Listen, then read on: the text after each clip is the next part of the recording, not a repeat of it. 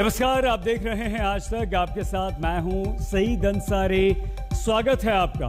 रात के 10 बज रहे हैं। आप आज तक पर देख रहे हैं दस्तक।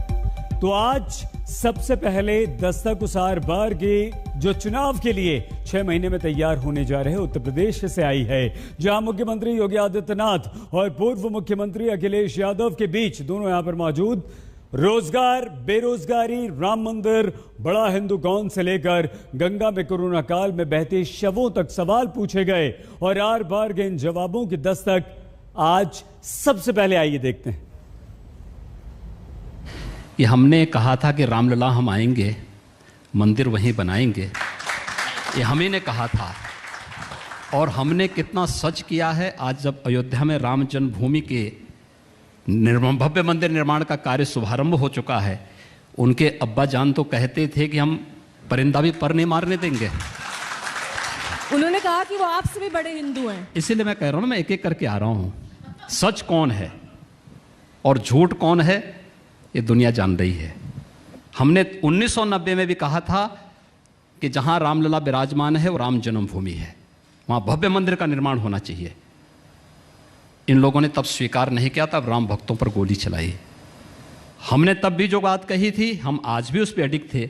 आज अयोध्या में भव्य राम मंदिर का निर्माण का कार्य प्रारंभ हो चुका है। अगले 3 वर्ष के अंदर आप देखेंगे भव्य राम मंदिर दुनिया के सामने आएगा। पहले तो मैं एक जवाब दे दूं कि बीजेपी वालों से बड़े हिंदू हमें, वो उनकी जो परिभाषा हिंदू वाली है वो परिभाषा हमें नहीं चाहिए, जो नफरत फैलाती हो, जो लड़ाती हो लोगों को, समाज को बांटती हो। हम उनसे बड़े हिंदू हैं। और जहाँ तक भगवान की पूजा है, आप सैफई में दिखाइए, हमारा जन्म तो अभी हुआ है, मान लीजिए जब कभी हुआ। हमारे मंदिर तो हमारे जन्म से पहले के हैं। नेताजी हनुमान जी की पूजा न जाने कब से करते आए हैं। तो हम है ही नहीं हिंदू, केवल भारतीय जनता पार्टी हिंदू है। जो पाप करे वो हिंदू। निवेशक आए, उन्होंने यहाँ पे निवेश किया, उद्योग लगाए। वह निवेश हमारे लिए यहाँ के युवाओं को रोजगार देने का एक माध्यम बना। आज यहाँ का युवा रोजगार प्राप्त कर रहा है, हर क्षेत्र में आगे बढ़ रहा है और बेहतरीन तरीके से वह आज आप, ये डाटा मेरे नहीं है, आप भारत सरकार के उन डाटा को देखें। देश की सबसे बड़ी आबादी का राज्य यूपी है, लेकिन बेरोजगारी का रेट देश के अंदर सबसे कम कहीं है तो उत्तर प्रदेश के अंदर है। ये उत्तर प्रदेश के अंदर ही संभव हो सकता है, ये हम लोगों ने करके दिखाया। सरकार भूल जाएगी कि नौजवानों को कितनी लाठी मारी, यहाँ पर अपमानित किया है। कितनी नौकरियां हैं जो दे सकते थे। वादा किया 70 लाख का, क्या नौकरियां दी इन्होंने? 4 लाख के पोस्टर लगा रहे हैं, वो भी असली हैं कि नहीं है?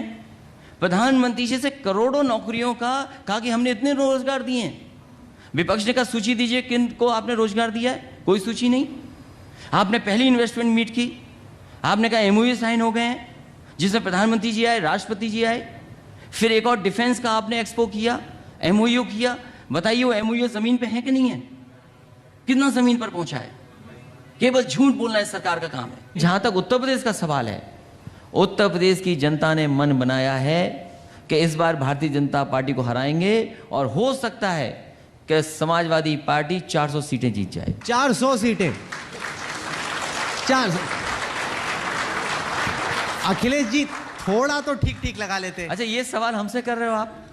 बीजेपी ने कहा हम स्मार्ट सिटी बनाएंगे, बीजेपी से सवाल क्यों नहीं कर रहे आप? उनसे भी तो हो रहे हैं सवाल। बीजेपी ने कहा हम बुलेट ट्रेन लाएंगे, बुलेट ट्रेन में सवाल क्यों नहीं किया आपने? हमारी 400 सीटें हम जीत जाएंगे, उस पर सवाल कर रहे हो आप? नहीं, क्योंकि जब हमारे मुख्यमंत्री जी ने कहा कि हम $1 ट्रिलियन की इकोनॉमी बना देंगे, आप उनसे सवाल क्यों नहीं कर रहे हैं? आप होंगे, सारे सवाल होंगे उनसे। आप उनसे पूछिए $1 ट्रिलियन इकोनॉमी कब होगी उत्तर प्रदेश की?